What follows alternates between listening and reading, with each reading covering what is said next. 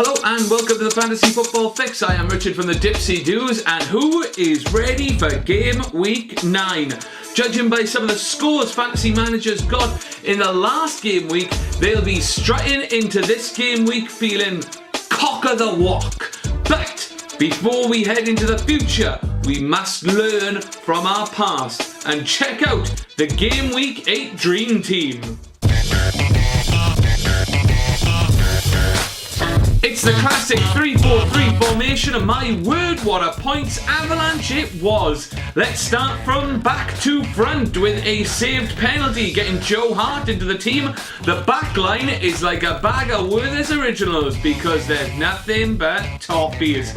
Leighton Baines charged into the game week and overall dream team with 2 assists, 4 bonus points and a clean sheet, while the only thing that separated Jagielka and Coleman was an extra bonus point for the Englishman. However, it was in the midfield where we find our standout player with Southampton's Tadic coming in with a massive 23 points after having a Vardy-style week with a goal, 4 assists and top bonus points. He has now charged into the overall dream team, and with only 5% of players selecting him, being under 8 million, and with Southampton playing Stoke and Leicester at home and Hull away in the next 3 games, might be worth a look. However, before that last game where he had 4 assists, he only had 3 assists in 7 games. Personally, I'm still on the fence, but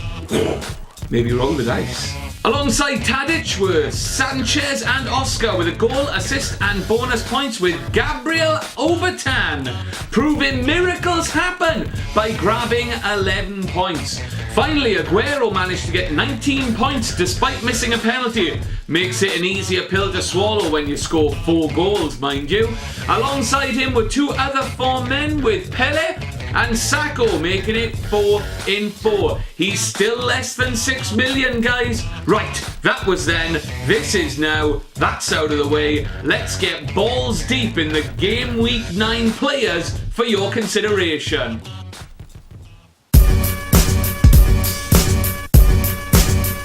I'm wondering whether it's time to get off Allure. Sure, he had a great start to the season, but maybe it was a fling rather than a long-term relationship. So if you've got, 5.7 million in the bank after selling Allure, who is there to bring instead up front? My first shout would be Sacco of West Ham. 5 goals and an assist in 6 games, a shots per goal ratio of 3.2. While he's not super at holding on to the ball, he can finish a chance, whether it's with his feet or whether it's with his head. If West Ham use this counter-attacking style that they have been against Man City this week, who knows, maybe you can keep that run going.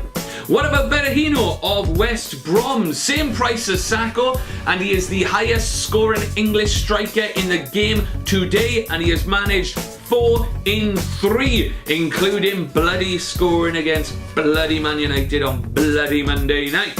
West Brom go up against Crystal Palace, who have 7 points in their last 6 games. They haven't scored away from home since August and haven't kept a clean sheet since the goalless draw at home to Burnley in mid-September. Might be worth giving Berahino a go for a week or 2, just dabble in him a little bit. Going back to Leicester, they find themselves at the Liberty Stadium on Saturday evening against a Swansea team who haven't won a game in the league since the 3-0 home win against West Brom, which was on August 30th. Despite losing 3 and drawing 2 in their last 5 games, they are still scoring goals, and Sigurdsson is still in good enough form to be in the overall dream team, having got 6 assists in his last 8 games. As I've said before, Leicester can't defend for anything. They can't even defend against Gabriel Overton, and that is worse than nothing.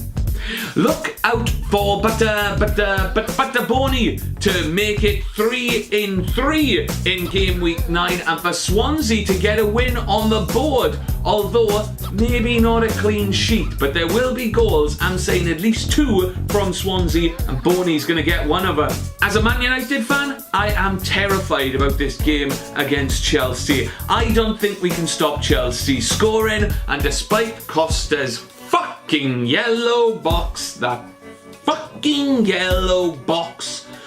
ooh, he has rested the last week. He was rested against Marlborough in midweek. He'll be back and Man United will not be able to stop him. They won't be able to stop him or Fabregas for that matter.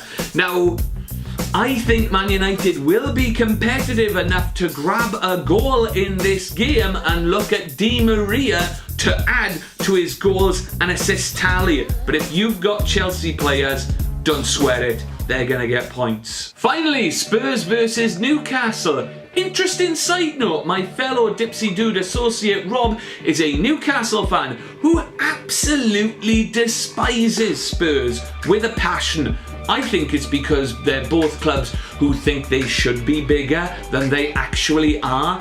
But, you know, they don't actually, you know, ever win anything. It's not enough to want to be better. You have to earn it. Can Spurs bounce back from their loss to Man City? I think it would be typical Spurs to get hammered one week and hammer someone the next. The midfield, as always with Spurs, holds the key. If they can avoid being out-muscled, they will dominate, and they can dominate. The problem is with Spurs is that they have this rich, gooey caramel centre when they need to have more of a crunchy honeycomb centre.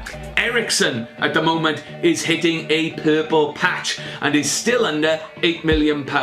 His pass success rate is very good, but it hasn't resulted in as many assists as it really should have at this point. Expect that to change on Sunday lunchtime. However, if money is tight, you can look at Chadley, who is the popular option at the moment, though he has dropped out of the overall dream team, but is still the highest point scoring Spurs player, so something to consider in that, I'm sure. The Dipsy Dudes Divisional Championship. Well, he finally did it. Rentowag got to be top of the league after overhauling Latchford again, and it was all about Aguero as captain, though having Baines was a nice bonus. Latchford again hit the heights of 83 points despite having Manone in goal. If he'd have used his other keeper, he might have kept top spot. Finally, back up into third comes Yaya Zanogo with surprise, Aguero as captain. Before we wrap things up, I would like to give a shout out to FCD in ADN and Goalfellas for getting over 100 points in a single game week last week. A fine knock, gentlemen. Well done. A fine knock indeed. Tip your cap to the pavilion and take a bow. Right, that's about it for this game week. Thank you very much for watching. Remember, if you like what you see, be sure to click the like button, leave a comment, or subscribe to the channel so you can get the latest Dipsy Dude videos as soon as they are released. We also have our discussion group at fiso.co.uk, link in the description, as well as all the links to our social media endeavours. We'll be back next week for more of the same, where I guess it's going to be a Halloween special or whatever, so look forward to that one. Until then, good luck for game week 9. Just play it cool and you'll be fine.